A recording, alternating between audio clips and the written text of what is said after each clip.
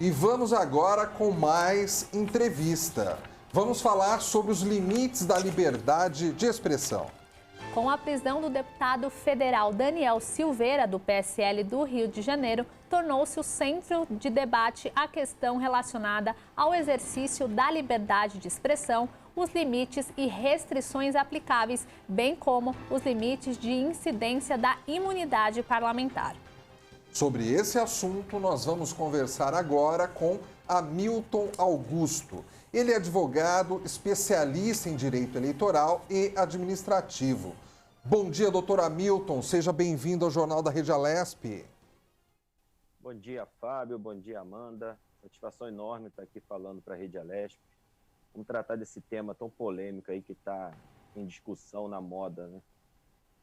E, doutor Hamilton, para começar esse nosso bate-papo, a Lei 5.250 de 67 assegura no artigo 1º a livre manifestação de pensamento, a procura, o recebimento e a difusão de informações ou ideias. Gostaria que o senhor explicasse um pouquinho melhor, né, até que nível essa manifestação de ideias e de pensamento pode aí ser considerada dentro da lei e a partir de que momento isso não, né, traria algum tipo de prejuízo aos outros indivíduos.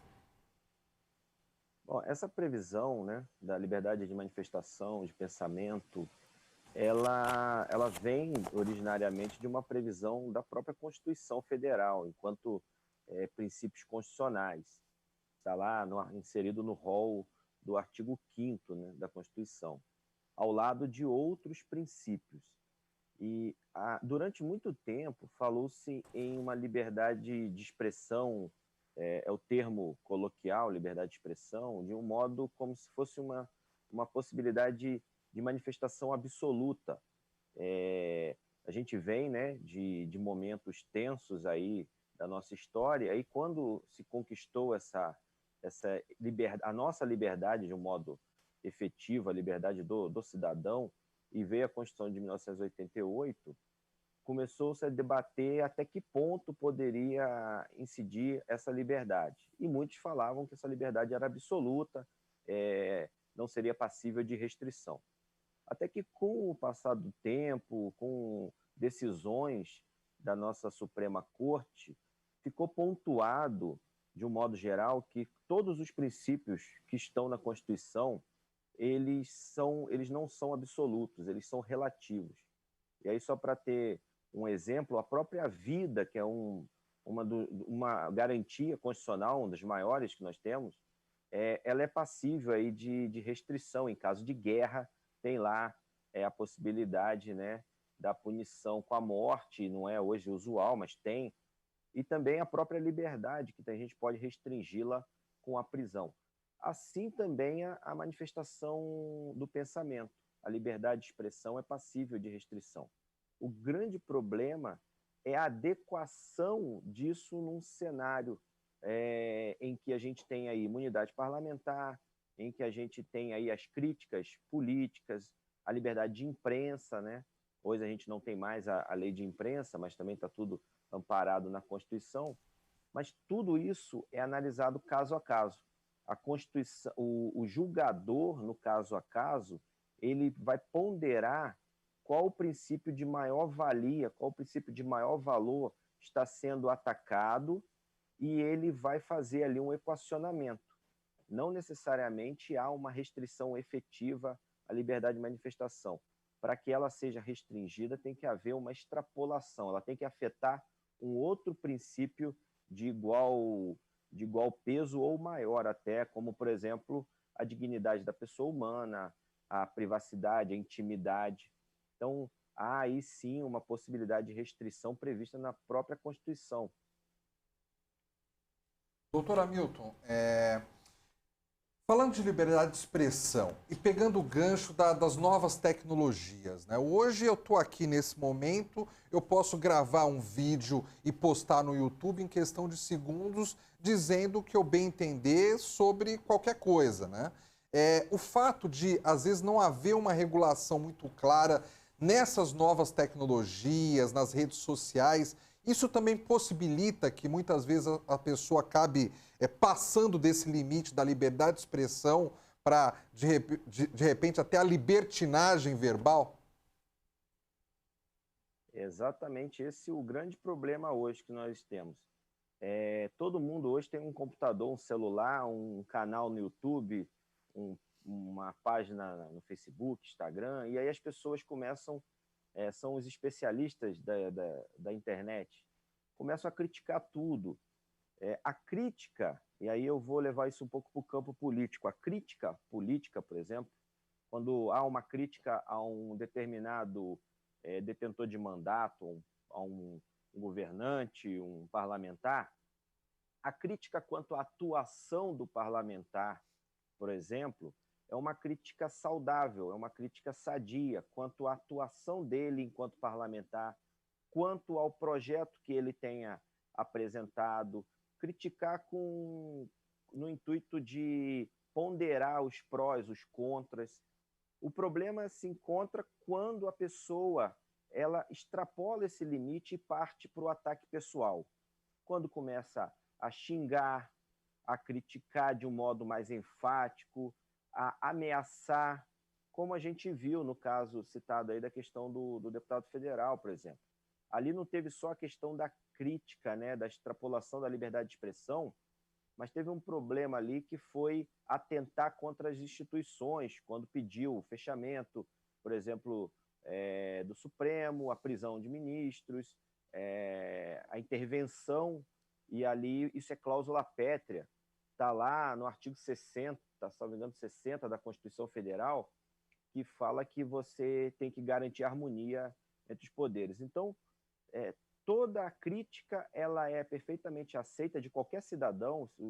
O brasileiro, a gente tem que entender que a Constituição Federal, com todos os seus defeitos, com todas as suas mazelas, ela ainda é uma Constituição que garante direitos. Eu tenho liberdade para falar, para criticar. Eu não posso xingar, ofender, ameaçar, instigar a população à prática de crimes. Aí eu extrapolo os limites da crítica e passo por um conceito aí de ilegalidade, e ofensa à moralidade, por exemplo, e tudo isso vai acabar gerando uma consequência, que pode ser uma consequência desde indenizatória até uma reprimenda mais grave, como no caso. Né, sobre essa facilidade que a gente tem nos dias de hoje de filmar, fazer uma foto, enfim, e de como a liberdade de expressão pode acabar, de certa forma, entrando em conflito com outros direitos, como a proteção de imagem e a privacidade. Então, doutor, explica um pouquinho, né, até que ponto é válida essa preservação de direitos sem ser considerado uma censura? Justamente porque no Brasil é vedado, né, qualquer tipo de censura, a gente tem essa previsão no nosso ordenamento, e quando a gente fala em censura, seria algo, eu entendo, como algo prévio. Imagine o exemplo em que há uma denúncia de que alguém vai postar um vídeo criticando alguma instituição ou agredindo alguma autoridade, algum órgão público, enfim. E haja aí uma atuação prévia das autoridades no sentido de apreensão do material, restrição daquele cidadão. Isso é uma censura prévia. No Brasil, isso é impensável. O que nós temos é justamente uma atuação posterior, uma atuação no sentido de avaliar o que foi feito e aí sim, se extrapolou os limites, terá as consequências que constam da legislação, seja ela da questão criminal, seja ela na atuação civil, seja até na questão ética de decoro, a depender do cargo ocupado pelo cidadão, se ele é um cidadão comum, se ele é um parlamentar, é um funcionário público. Doutor, eu estou escutando tudo que o senhor está falando e eu quero até falar de uma forma mais abrangente sobre a imunidade parlamentar. Recentemente a gente vive um problema com uma deputada que ela é acusada de ter manda matar o próprio marido e ainda assim ela ficou durante bastante tempo participando ali das ações do Congresso normalmente. Até que ponto a imunidade parlamentar, como ela está, ela não deveria ser revista, hein, doutor Hamilton? Porque às vezes parece que é muita garantia só pelo fato dele ser um deputado, um representante público no Congresso. A nossa legislação como um todo, ela é muito distorcida, né? Há muita incoerência. Essa é uma delas. A imunidade parlamentar, ela existe, né? Parlamento vem de parlar, vem de falar. A imunidade parlamentar, ela existe para evitar uma restrição, para evitar a cassação da palavra do parlamentar. Então, nós temos a imunidade parlamentar contra a fala, a manifestação do pensamento, de opiniões, né? E a imunidade parlamentar contra a prisão, que é um resquício ainda do que nós tivemos naqueles tempos de ditadura militar e tudo mais. Que algumas pessoas entendem que não houve uma ditadura, mas os anos de 1960, década de 60, 70. Então, em que os parlamentares eles eram presos por qualquer motivo. E a Constituição veio tentar garantir essa preservação do mandato, a preservação da liberdade do parlamentar. Ocorre que há essa distorção, sim.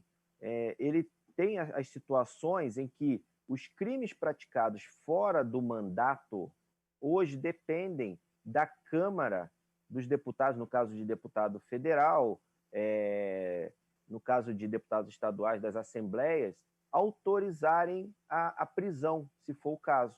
E o processo também só prossegue mediante autorização.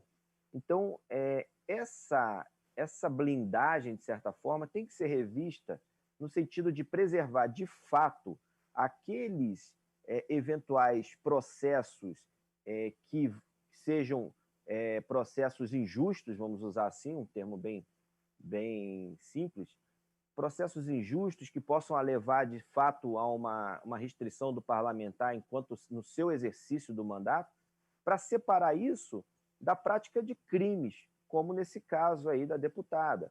Embora ela se defenda, diga que ela é inocente, e eu, como advogado, eu tenho que respeitar isso, a pessoa é inocente até que seja comprovado, julgado, condenado, mas as provas que o Ministério Público tem em mãos já colocaram na prisão os parentes dela lá, que seriam, em tese, os autores do crime, né? Ela seria a mandante. Então, se tem prova suficiente para o recolhimento dessas pessoas, tem prova suficiente para o recolhimento dela. E o próprio Ministério Público do Rio de Janeiro já se manifestou no sentido de que ela só não está presa por causa da imunidade parlamentar. Aí a responsabilidade é da Câmara dos Deputados. Se ela não foi presa ou não foi afastada do mandato, a responsabilidade é da Câmara, que já deveria ter se antecipado, inclusive, e feito uma análise aí de uma quebra de decoro. Há essa incoerência na legislação que precisa ser revista para penas, por exemplo, de crimes de roubo, crimes contra o patrimônio, crimes contra a pessoa, homicídio. Isso tinha que estar fora dessa questão da imunidade parlamentar. Doutor, quando a gente fala de liberdade de expressão, para algumas pessoas pode parecer algum conceito difícil de entender. Então, eu gostaria que o senhor explicasse um pouco, né, quando essa liberdade ela é considerada legítima e como é que o direito avalia, quais são os principais aspectos que são utilizados para fazer a avaliação de quando aquela expressão, né, fere a liberdade. Então, explica um pouquinho melhor, até para ficar claro para quem está nos acompanhando. Eu costumo fazer uma comparação, eu digo que os limites da liberdade de expressão é quando você está numa discussão entre amigos e você tem que criticar com elegância. Você não pode sair xingando a pessoa, senão você perde a amizade, né? E é um pouco por aí.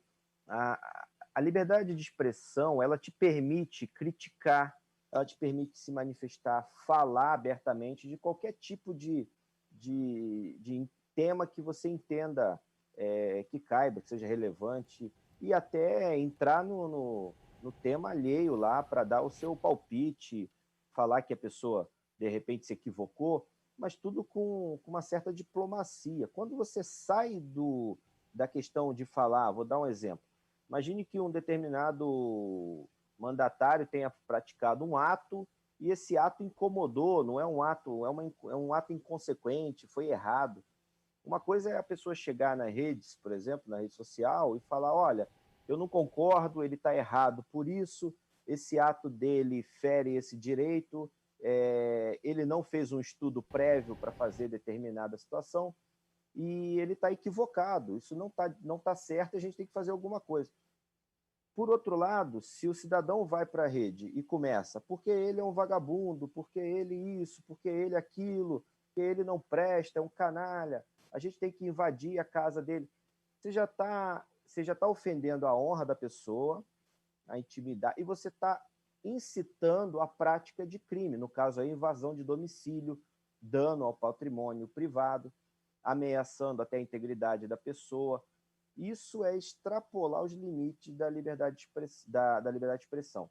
Quando o juiz ele vai analisar qualquer princípio constitucional, ele põe um ao lado do outro, ele põe liberdade de expressão aqui e dignidade da pessoa humana desse lado.